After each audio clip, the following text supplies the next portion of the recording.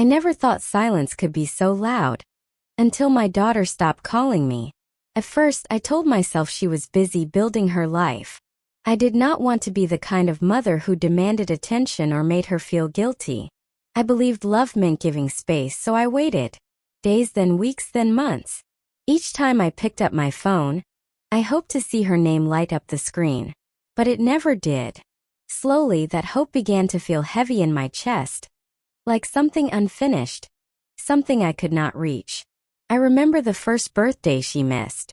I baked a small cake just for myself and lit a single candle.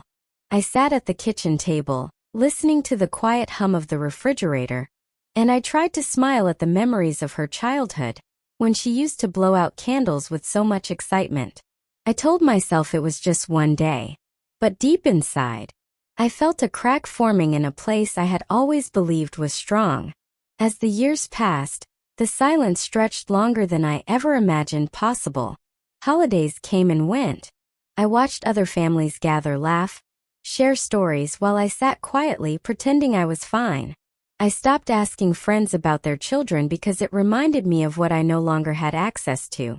I learned how to nod politely when people said, "Your daughter must be busy," and I learned how to carry pain without letting it show on my face. Every unanswered call felt like a question I was too afraid to ask. I replayed moments from her childhood, searching for mistakes. I wondered if I had been too strict, or too distant, or not strong enough when she needed me. I wondered if I had loved her the wrong way, or if I had failed her without realizing it. Some nights I lay awake staring at the ceiling, feeling the weight of those questions settle into my bones. I would sit by the window in the evenings holding a warm cup of tea, watching the sun sink slowly behind the trees. I would imagine her somewhere out there, living a life I no longer understood. I wondered if she thought of me when she passed familiar places, or if I had become a chapter she preferred not to reopen. I told myself again and again that loving someone also means accepting their choices, even when those choices hurt. There were moments when I almost called again, when my fingers hovered over her name and my heart raced with hope that maybe this time would be different. But fear always stopped me. Fear of rejection. Fear of confirming what I already felt, that I had been left behind.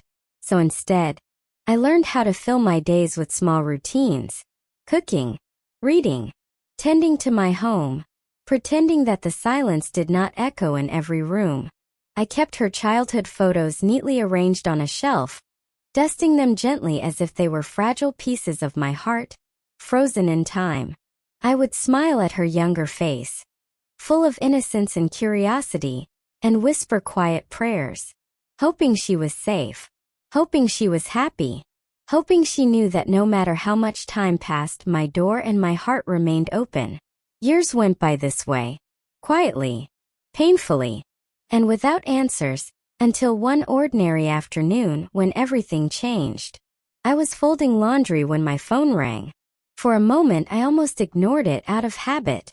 But then I saw her name and my hands began to tremble. I stood there frozen, listening to the sound that I had imagined so many times. When I finally answered, my voice felt unfamiliar even to me. She spoke softly, like someone testing fragile ground. And she said my name the way she used to, when she was little. In that moment, all the years of silence pressed in around us. I did not know what to say, so I simply listened. She told me she had been afraid. Afraid of disappointing me. Afraid of confronting feelings she did not know how to explain. Afraid of reopening wounds she thought she had caused. As she spoke, I realized something painful and freeing at the same time. Her silence was not punishment. It was not hatred. It was confusion. It was fear. And it was her own struggle to understand herself. She told me she had felt overwhelmed by expectations. Some real, some imagined. And instead of talking, she had chosen distance, believing it would protect us both. I felt tears slide down my face. Not from anger but from understanding. I saw how both of us had been waiting. Both of us had been hurting. And neither of us knew how to bridge the gap that had grown between us. I told her that I had missed her every day, that I never needed perfection from her, only honesty. And in that moment, something heavy began to loosen inside my chest.